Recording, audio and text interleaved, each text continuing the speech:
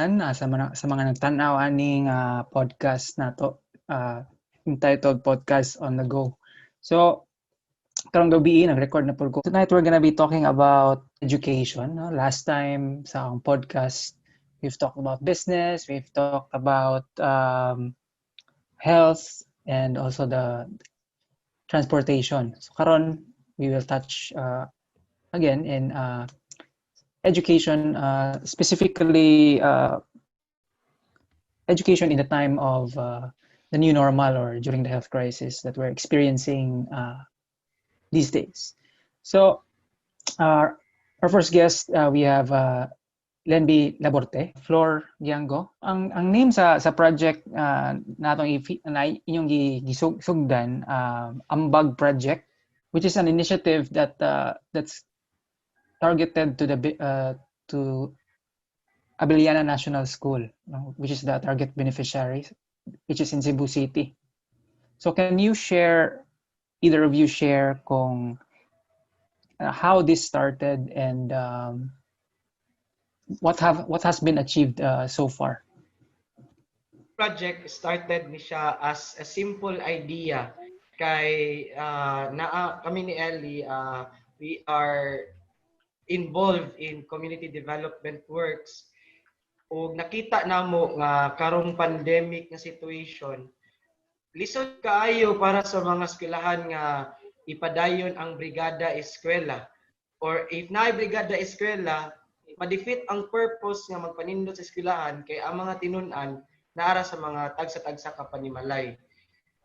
So moto, we thought of this nga why not ato yung hatagan og tabang katong angay nga aspeto sa eskwelahan nga angay nilang i-improve karon nga naay blended learning approach. So mao to, nagsabot mi nga sige atong tawgon ang mga kauban and let's have a initial gathering first. And kato nakatapok mi for one night and among gi-present nga mao ni ang situation sa atong education system for the entire school year. Dili pwede mo tapok sa eskwelahan, dili pwede ang gatherings and large activities or any activities nga mo involve og pag-travel or pag-adto sa school. And mao ni naay brigada, but kasagaran is more on the improvement of the school. And what we have thought is okay, mo contribute na lang ta kaha sa pag-provide og mga gadgets and internet access ngadto sa mga tinun-an og sa mga maestra o maestro.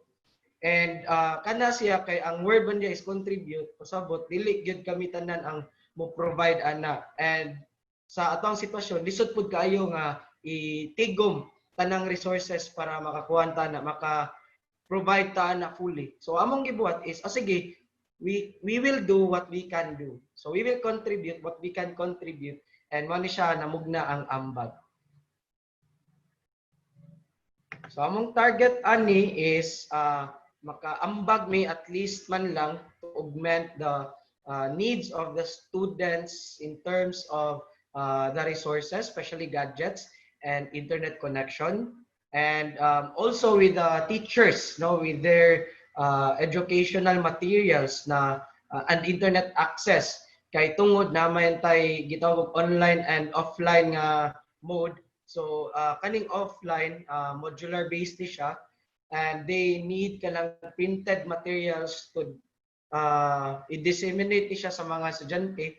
So nakakita pud mi nga pwede na siguro namo nga matap ang mga companies nga kaila namo or among naibaw-an nga posible makasuporta ani nila sa pag-print, sa pag-provide sa mga papers singon ana. And from that among gi-contact ang school head sa Abellana National School and among gi-present ang idea, and ning present pud sila kung unsay kakulangan ug unsay ilang developments karon sa preparation to blended learning approach. And from that sagunso na mo mga activities, and we have now the resources and we are about to turn over this ato ang kananggang eskwelahan. Nakay kadungag Flor. What I really love this project ba is kanang it really shows nga kanang bisag kanang naglisod gani despite the pandemic, tanan ba galisod na trabaho, wala estudyante kanang tiguang, but kanang my my co-alumni students was still able to kanang come up with this idea to help our alma mater. So it's really nice nga kanang despite all of the bad things that's happening ba kay there's a good thing still. And I'm happy to be part of this to be part of this Ambag project because kanang it's just showing, it really shows nga we're just paying back our our alma mater, our school. So far kay kanang doing good kayo the past few weeks katong na mga activities and ang mga donations nga na nakuha na namin na nadawat na kanang dili man siya inana kadako but kanang maka-amaze lang all bisag katong mga wala kayo may kailang nga mga students before or not even katong mga dili estudyante kay naka donate pud sila, they really want to help as well. So it's just really it's really nice, it's really nice project. It really shows how good the heart of the people good. So for those watching, wala kay ba kung unsa ang Abellana National School. So it's a public school in Cebu City, and it caters to about 3,500 plus students and over 170 teaching faculty or so. So and additional in addition to that, this is a well-notable school in the country because I think this is the only secondary school that produced top 3 most leaders in the 3 branches of the government. So Correct. We have from the judiciary, Chief Justice Davide, yes. from the legislative, I think that's Senate President Marcelo Fernan, a graduate of Abellana National School, and our one of the presidents sa executive branch, si Carlos P. Garcia. Though he was a Bolano then, but he graduated in Abellana National School. So this is a well-notable school and one of the largest public school in Cebu in terms of population. For the project, you started with consultation and then resource mobilization, cash or in kind. So this is for kanang para sa mga estudyante o maestra, apil ang maestra or apil ang yes, ang admin pod. Yes, tanan students, faculty members, kanang dili ra siya purely sa mga students lang kay dili ra man kay ang mga students sa pud ang nag-need og help sa kaning blended learning. Our teachers needs to be equipped as well with with this new form of learning, so they should be ready as well when it comes to mental education, resources. They should be ready physically. So we might not be able to cater everything, but at least we can lessen their burden. Coordinate with the teachers, and you mentioned na ay mental education. So can you share more about the mental health education that you've conducted so far? With regards to that, it's more of the a mental health workshop that prepares them psychosocially and emotionally in this kind of new normal nga education. Natagaan na mo sila og avenue kay tungod gikan pag Marso hangtod karon kasigi pa na sila og buhat og modules ang mga maestra and daghan kayo og changes sa ato ang education system to the point na ang management sa school and the faculty, even non-teaching faculty, are bombarded with a lot of responsibilities. And we provided an avenue where they can express it all, what's bothering them.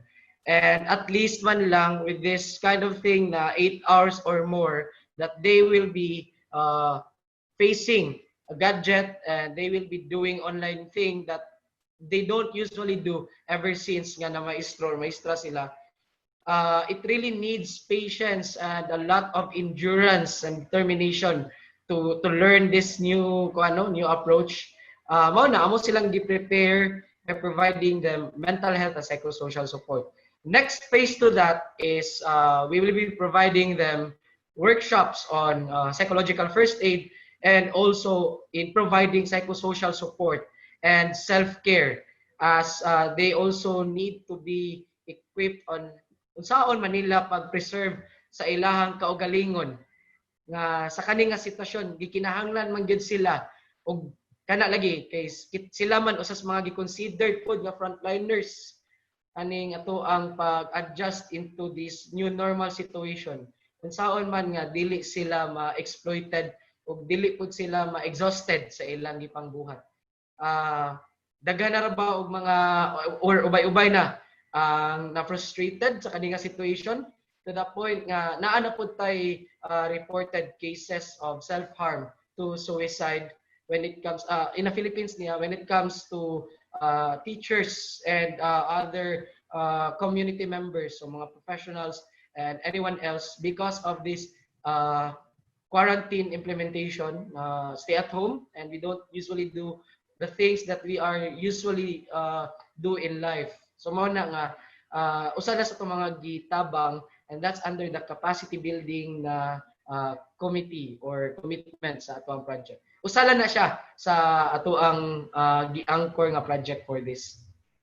Regards to the kanang mga donations, no, cash or in kind nga gadgets lang ni siya. What about kanang mga the new normal PPEs or personal protective equipment? Yes, we do have we also accept donations, for mask, face mask. I believe we already got a donation from one of our co-alumni sad. She donated 170 masks, and then we are still accepting donations for alcohol, sanitizers. We also accept those donations. Tracking the news updates from the government, no, you hear about updates in education, in transportation, in other areas of engagement. Can you describe what unsa man jud ni siyang kaning blended learning, blended education? Is it purely online, ay partially naa jud sila on site, or how does this work? Blended learning approach. For me, this is not new because in the development work, we already practice this, through the international NGO, Humanitarian Leadership Academy. So all the materials can be found in the website of kayaconnect.org, and it can be downloaded and it can be distributed. So there will be an offline face-to-face. There's also an online na you can answer the questions, and there are videos or audio that can be used as the material. Now, sa ingon aning pamaagi, ang kaning atong blended learning, it was extended to the current education system because of the situation of the pandemic. So ang buhaton nila is that nana sila duha ka pamaagi. So we have the online, everything is being uploaded via email, and students have to access it. Then programmatic na siya because na uban na deadline. Ang uban na is self-paced food, but in a week kinahanglan siya mahuman in a week. I-download niya, and then na siya ansiran and the teacher after mo follow up siya every day if unsay progress, and in a week yato i-submit na. That's also applicable sa offline. So ang teachers with their module, manang modular, so na siya module per week, iya na siyang ipang-printanan o iya tong i-distribute sa iyang mga students. And kolektahon na pod niya in a week, mabalik sa iya to see the progress. Ang modular medyo hassle siya, but according to the Department of Education, particularly in Cebu Province, though Abellana is in Cebu City, but kanang most of them are kampante sila sa modular. In online, medyo challenge pa jud kayo tungod sa atuang internet connectivity, which is lisod, and ang teachers pod naglisod ana mao na nga sa mention kanina ni Flor, dili ra ni siya limited sa students but also for the teachers. Samot na nga ang ubang teachers nga face to face mamanggali, na uban nga mubo ra kay pasensya, no, musaka dayon ang temper. How about if, or how much more if online siya? Mingon ani unya umaki ato estudyante or di mato magbarbarog or dili mag-on camera. So unsa na lang kaha ang temper nga iyang experience. So mao na siya ang blended learning. So it's both online and offline system. I've been hearing sa kaning mga like, in social media, also in the news nga na ang teachers mag-solicit og donations for like for materials nila. So this is for just to clarify, this is for their preparation for the offline activities na they need papers for modules. Yes, that's for the papers and for the modules na ilahang i-prepare. So ang module na ana siya, for example, if module 1, this is the objective of the module at the end of the week. So this is the progress and a specific module. So at the end of the day, the student should finish this. Yan na siya mga exercises nga yung answer. Nga i-compile na tanan in a week. Nga ibalik na do sa teacher or depende if unsay lang arrangement ana. So ingon ana siya ka hassle pud sa part. And ang challenge pud ani is for the parents or immediate caregivers sa mga students.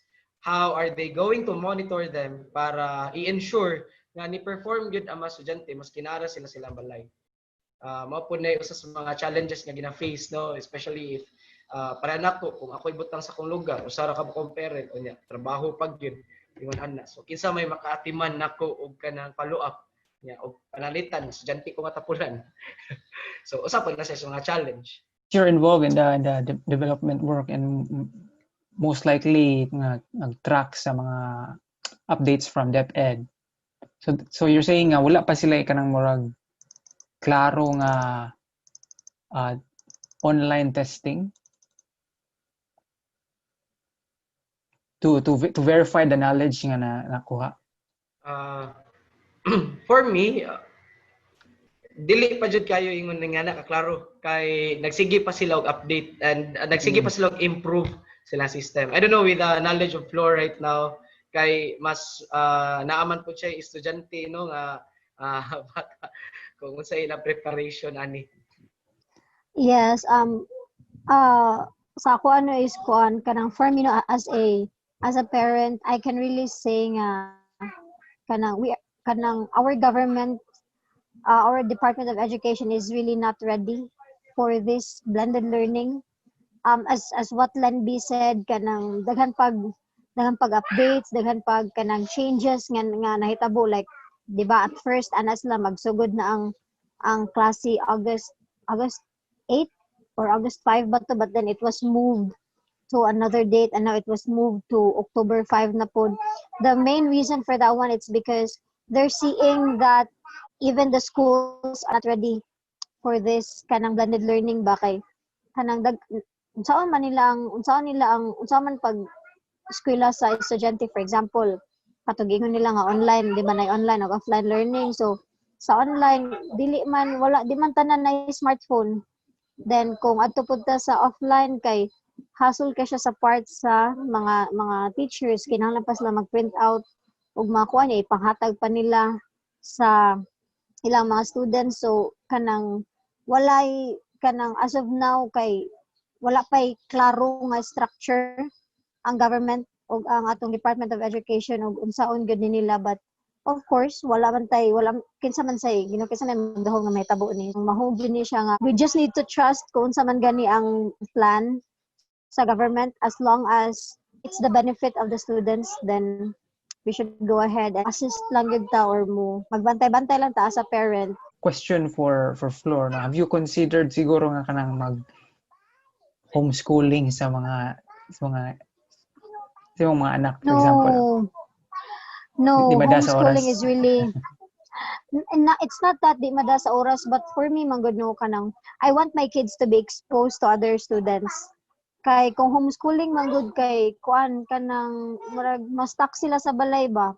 I want them to kanang mingle with other kids. I want them to kanang to have a social kanang social relationship with other kids for them to kanang learn more ba kay dili biya in real life dili biya tanan makatuna nimo sa through books, through through your papers, through your pens or pencils. Tanan mostly of kanang ikaw mo dako na ka in real life kay ang mga kuan gyud unsay mga masugat nimo like kanang mapahitabo gyud ba. So I want my kids gyud to go to school. Actually when kanang katong ni ana sila nga mag-online na lang daw or kaning manani kaning blended learning kay wa jud ko ni agree at first kanang ni ana pagani ko nga di na ko sa eskwelahon di na ko sa pa-join na unless mobalik na ang katong ato na jud mo eskwela sa musud na gyud eskwelahan ba kay total ang eskwelahan dili man na mudagan naram na permente din ha as long as safe lang ang mga bata niya sakto nga learning gid ba kay dili mo gud kayo ko wala pa kay ko isalig gid sa online learning magay ni makatong og tarong ang bata nga nasud sa eskwelahan nasud sa classroom how much more sa ingon ani nga pamaagi. So, mala na siya thoughts as a mom. Capability building initiatives. So far you've covered mental health first aid workshop for the teachers. So, are there any other like topics that you are also planning or is ongoing that's being taught to them right now? What we have done is mental health and psychosocial support.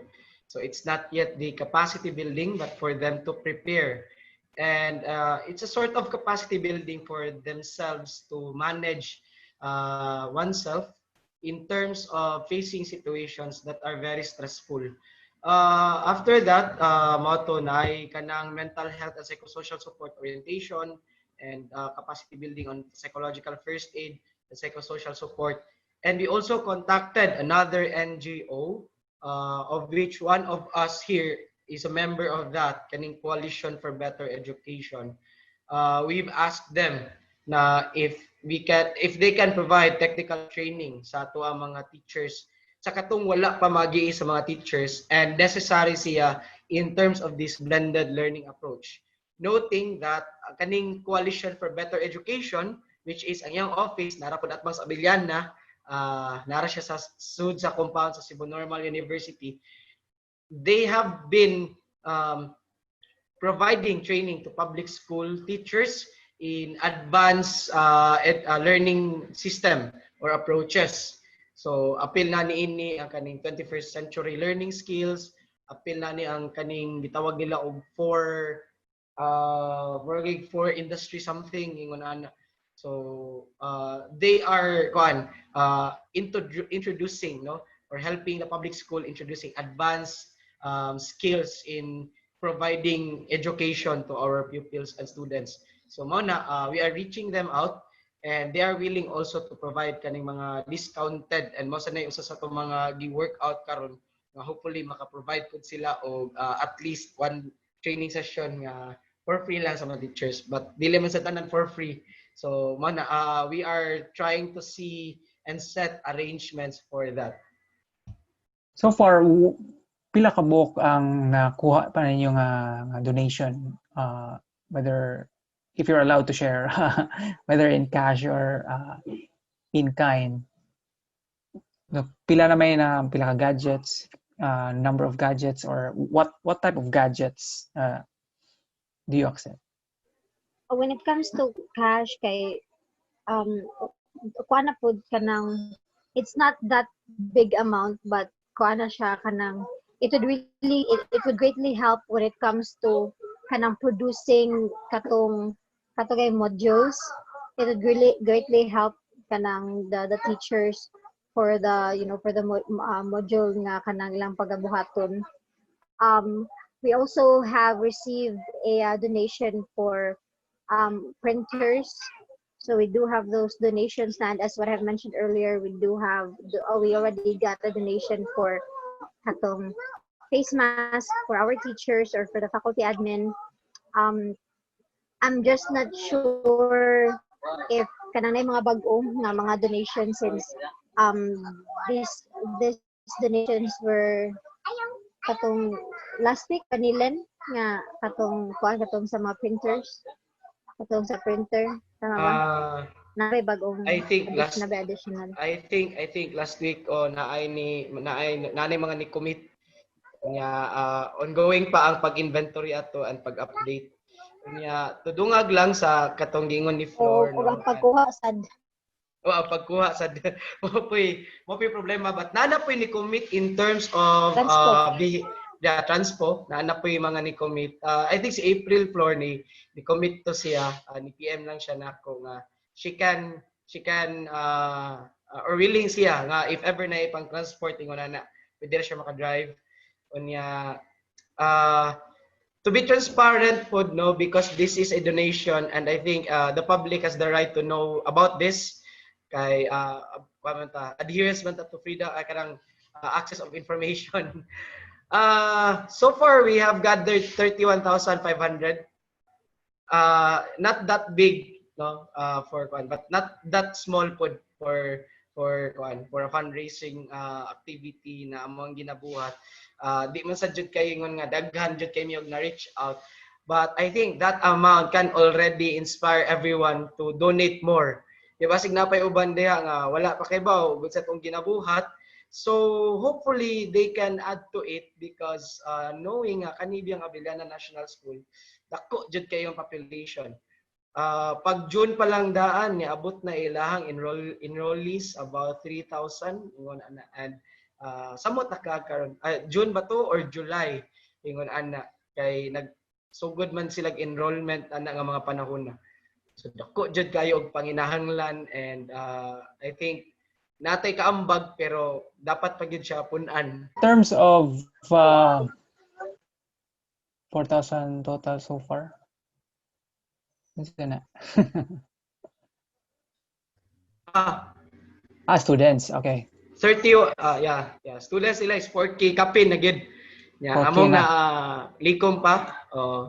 Among na likom pa is 31,500. So imagine if imo na tungaon, di na siya kapaigo para sa mga estudyante but dili man sa tanan ato hatagan and di man sa cash atong ihatag because we are looking at either mo provide og budget or ato siya ihatag sa school. So ingon ana to ang mga gipang consider. So sa gobyerno no naamo na po na sila yung mga tawagan ni kaning in a way like jurisdiction no. So asa man nahug ang Abellana National School? Is it directly under DepEd? Is it under provincial or is it under the city? And if or depending on asa ni siya murag directly under I'm not sure if you have access to this information, but did they commit or did they have like a I'm sure there's like a working budget. So since we've heard like the national government has loaned a lot for COVID for the health crisis response. So anybody can answer. Sa first nga pangutana on what jurisdiction man ni siya ang Abellana National School in terms of division, Abellana National School belongs to Cebu City Division. But doesn't mean that they are limiting only to those students who are coming from the Cebu City. Ang kasagaran nila, kaning school na kanindot ani because open sila to other LGUs. If I can remember, there are classmates namo before nga gikan og Naga, na ay magulian og Liloan, na ay magulian og San Fernando, na ay magulian og Minglanilla. So ingon anak kadako ang school and naapoy uban nga sa mga kasikbit nato nga lalawigan no, Bohol, naapoy gikag Leyte, gikag Negros mo transfer or adto magpa-enroll sa Abellana. O si Elizar kay gikan og Konsolasyon niya. Imagine na magulian na siya pirmi sa Konsolasyon. So, ingon ana, dako kayo siya nga eskwelahan nga mo accommodate gid siya og mga estudyante. In terms of budget, since this is a public school, Yes, they have MOOE and they have MOOO too. Kalimot ko sa termino ana, but that is a budget for the operations of the school. So kana mga school facilities, na mga bayranan, mingon ana. Dili na siya labot ang sweldo sa mga teachers kay lahi man pud na automatic man nga gikan na sa DepEd ang budget ana. But ang kana lang monitoring ba to operations and equipments sa MOOE naa na sila budget ana and magdepende pud na sa number of population ang ilahang MOOE o pila budget pud sa ka-LGU sa ingon ana. I think that dako share ang Abellana because of the large population but still kung imong tan-awon kuwang gyapon siya to fulfill the needs of the students and the entire population of Abellana National School. Nari akong kauban si Mars Valencia. Hi Mars. Hi, good evening, everybody. Sorry, I just joined late. I had issues with my computer, so I have to join using my mobile phone for now. Si Mars ang akong giingon nga nag-connected siya sa Coalition for Better Education. Napangutan na mo ganiya Mark if unsa pa ba ang atong capability building nga to i-provide or i-link sa ilaha, and I mentioned na we are reaching out to CBE for that. Basig nga pa yung mga additional nga trainings nga wala pa nagian sa mga teachers sa Abellana National School, and noting ang CBE is advanced in their training. Nangutana po siya karon Mark if naabay budget ang school from the government knowing nga public school ni siya and asa ni siya naka-reside in terms of division. So ako gingan nga Cebu City division ni siya and basin og nakay madungag in terms of budget sa school kay nabiya kay igsuon nga igsuon ba to Mars? No, my cousin is one of the teachers in Abellana National School. If we are talking about budget, the school itself is getting a budget coming from the national office since we are a national school. So every year we are getting funds. As what Ma'am Pelago mentioned, there are really allocated funding for the delivery of the new normal or what we call the blended learning. It's just that it would really not suffice if we are going to count the number of or if we are going to do the math and we are going to check the ratio for the number of students that Abellana has versus the budget that is allocated to the school. So they would really need to seek assistance coming from different organization or even cooperation from different institution that could probably lend help to them because though there is a budget allocated for the school, but that would really not suffice now that we are gearing towards the new normal. Thank you for the clarification. So what about the training that has been or that's planned to be given to the teachers? Nag-set pa mi og schedule for the second MHPSS or mental health and psychosocial support because we only did one session and that was mostly with the management team of the school. Now we are still continuing to provide it for the teachers and non-teaching faculty. Unya aside niya na we are also scheduling them maybe by September since October man to ang opening sa classes.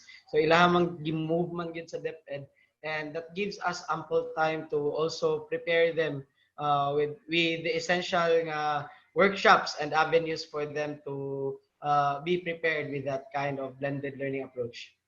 So kana siya giset na siya karon. The mental health workshops are the priority, no? So what about the other topics or other subjects? What has been identified so far that given the situation in the new normal? For that one, regarding the preparation for the upcoming back to school for the new normal, the teachers were undergoing a lot of training. So they started last summer. there were series of training that they undergone. So number one is how to utilize the online platform like Zoom, Google Classroom. So they attended trainings that were conducted from DepEd to make sure that these teachers are competent in terms of conducting online classes. And aside from that, there were also couple of additional trainings that they've undergone. As of the moment, what they are working with are the modules. So they are finalizing the modules that will be reproduced and will be deployed to the students. And based on the survey that was conducted, majority of the students would prefer, or majority of the parents would prefer to have modular rather than attending online classes because of the situation. Number one factor is the internet connectivity issue. And number two is the accessibility of the internet, since not everyone has the luxury of um, having the internet connection installed in their individual home. And number three is the devices that they will be using. Is there a recommended like standard type of device that's recommended to the teachers? For the teachers, they are really required to use either desktop or laptop. It should meet, or it should not be less than an i3. So that way it can support the online platform. And aside from that, they can still manage to open multiple applications at the same time. What about for the students? For the students, based on what the principal told us, based on her presentation, there's really no specific device that we require the students to have. So even if they have mobile phones, they are using iPad, laptop, or desktop, they are, so long as it can connect to the internet and so long as it can open the application itself wherein they can attend classes, then that should not be an issue. What are the next steps? Of course, the opening of the classes has been moved. What's the next steps for you guys in your AMBAG project? Since for sure, like this was not anticipated by everyone, including the government. So it's not limited to the government. So mura man good kanang nagkarakarata tang tanan ba nga we're trying to adapt, no, and we're trying to keep safe everyone as much as possible, especially the students and the children. So can anybody share like what are your next plans? The AMBAG project itself, particularly, we have been having this consultative meeting since May, and we were able to identify three challenges. And aside from that, we were able to identify how we can resolve, or probably at least give aid to the three challenges that the school is having. So we were able to conduct series of activities for us to raise funds. So primarily, um, I am asked to mobilize and to really source out funds, and look for partners that can definitely give us or something that they can contribute to the school. So what we were conducting were we were having Abellana nights for the alumni to attend and for them to be aware what the project all about, and for us to be able to reach with them and for them to also contribute at the same time, because their little ambag to the project would definitely make a great impact. So what's next for us? So after the culminating activity which we had, which is the jamming session, which we already opened contribution to all to the public. I mean, so what we are trying to do now is we are now um, finalizing the um, what will be our part or what will be our ambag to the school. So we were able to identify or we were able to collect now some of the necessary or basic things that the school needs. We are just still looking for more, and then we are still also working on how we can reproduce the modules and how we can deliver it or how we can help in delivering it to the students of the school. So more on really the implementation now that we are working with, and hopefully before the class starts everything will be set. Anything that you'd like to add, Al and Lenby? Si Flo, basig naiyan si Flor Rami. Oh, can you hear me? Sorry. Yes. Okay. Sige, sige. Sorry, I was on mute. Okay. So yes, as I was saying, as I was saying, siguro the next, the next step would, is still the same. We still need to continue raising funds to, for to help our students and our faculty members continue to reach partners or people that could greatly help us in, in kanang providing the needs sa kaning blended learning. And yeah, so far kanang mo na siya pinaka kuan ron, pinaka main nga goal before mag-start gid ang klase is to raise funds, of whatever amount it will be, kung pila man gani, as long as makatabang siya sa mga students na to before mag-start ang class. Karon pod naala mi mga gipang post nga mga post online jamming session videos wherein we are still continuing to accept mga donations from the public and from our batchmates and other alumni sa Abellana National Schools and other pod nga dili maski dili alumni no padayon dia pod ni ana and magunahuna na sa big unsay mo pwede nga ipakulo para lang pod madungagan ang ato ang resources nga gikinahanglan and mato sama silang giingon nag-contribute pod mi para kung unsa pod ila mga panginahanglan in terms sa pag-deliver baron sa mga modules ingon ana and pag-turn over pod sa mga kuha na mga resources ngadto sa ilaha. So mao na ang ato ang gina-prepare pod karon sa AMBAG project. Elizar, basig na kay ganahan ipuno. It's your time to shine. Thank you guys for sharing all the inputs.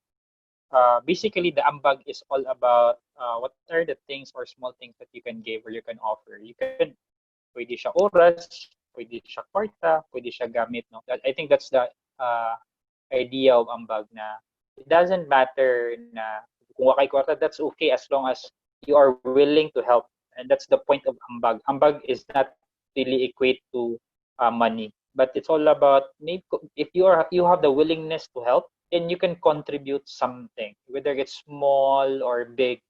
It doesn't matter to us. As long as you have the desire to help, then you can make your own ambag. That's why the project is termed ambag.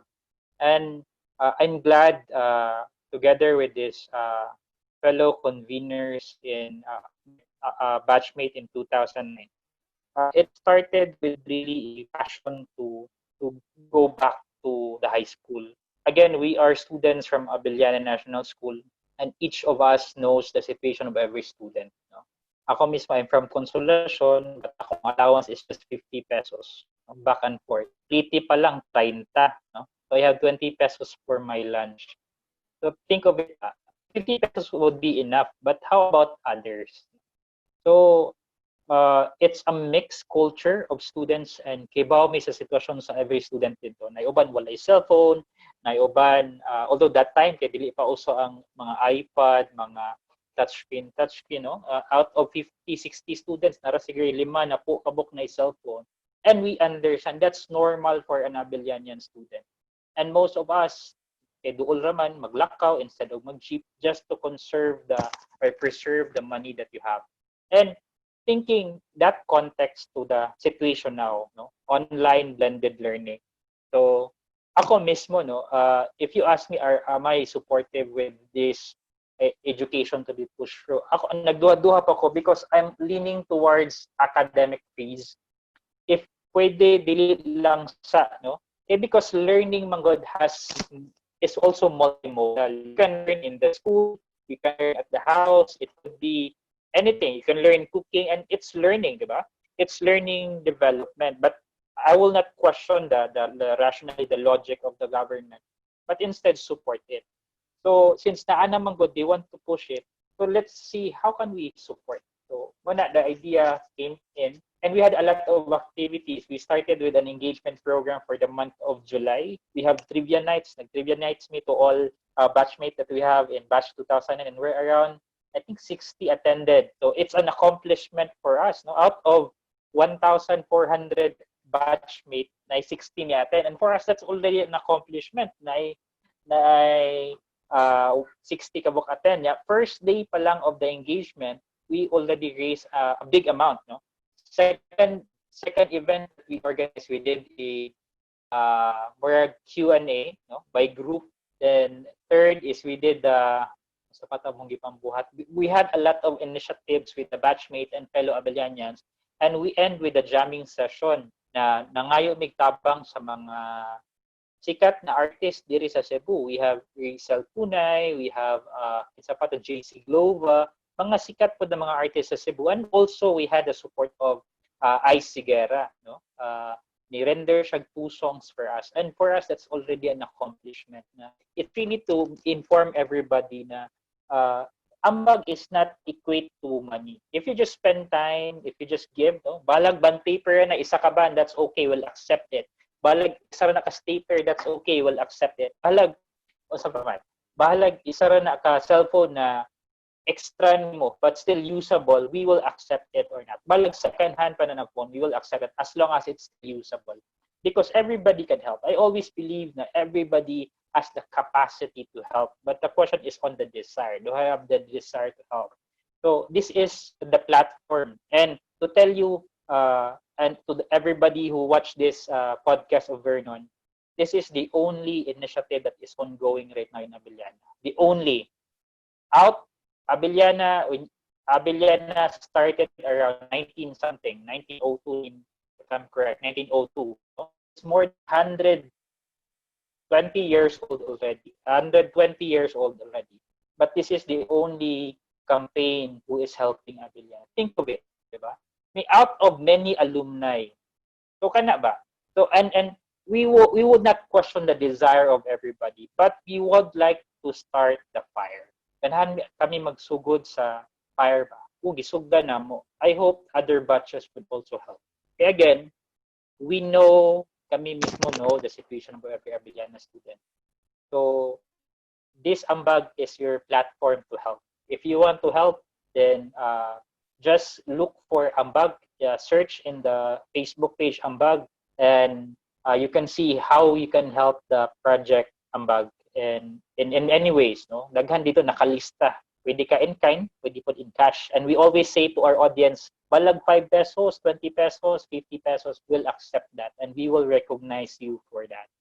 Because it's your effort na itabang.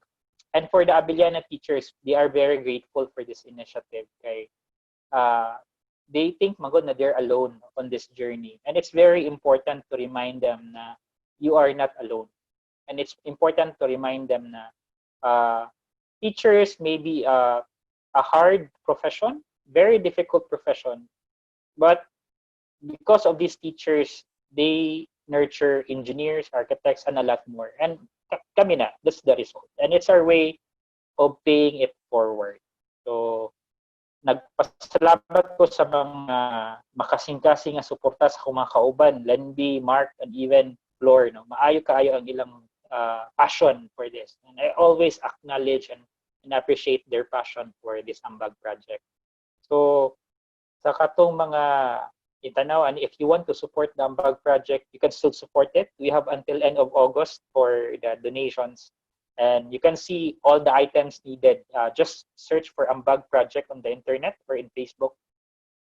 Then you can see all the items needed for our students from Abellana National Schools. Again, Abellana National School is the biggest secondary school in the Cebu City division, or more likely Cebu, the entire Cebu Island. So if you want to help, donate cash in kind, you want to spend time, please help us, no, through this Ambag project. And lang ako masulti, Bernard. We're very thankful for giving us this opportunity, and hopefully we will have more engagement and more people to also help the Ambag project. So this is not just the success of our group, but this is the success of all Abelianians and all the people who help the project. So thank you so much, everybody, for those who are listening and who are watching this podcast. Thank you so much, Eddie, for sharing that, and to everyone nga ni take og time sa pag-join aning recording sa gabi na. I'm sure kapoy yung magikan sa yung mga trabaho, although holiday next day, no? So di na mo dugay-dugayon kay para makapahuway sa mong tarong. Mag-chill-chill na mo ugma. Thank you so much once again. Salamat kayo, salamat. Salamat sa mga kauban, Mars, Flo, Elizar. Salamat. Ug Thank salamat you. kay Iggy, no? I've read or as I scanned sa imong mga achievements, and it's very great. It's very great. Thank you so much for watching or listening on this latest episode on Podcast on the Go. In case you missed the previous episode about young people in government, make sure to have a watch or listen to it in YouTube or via an Anchor or Spotify. So, once again, thank you so much and see you guys next time. Peace.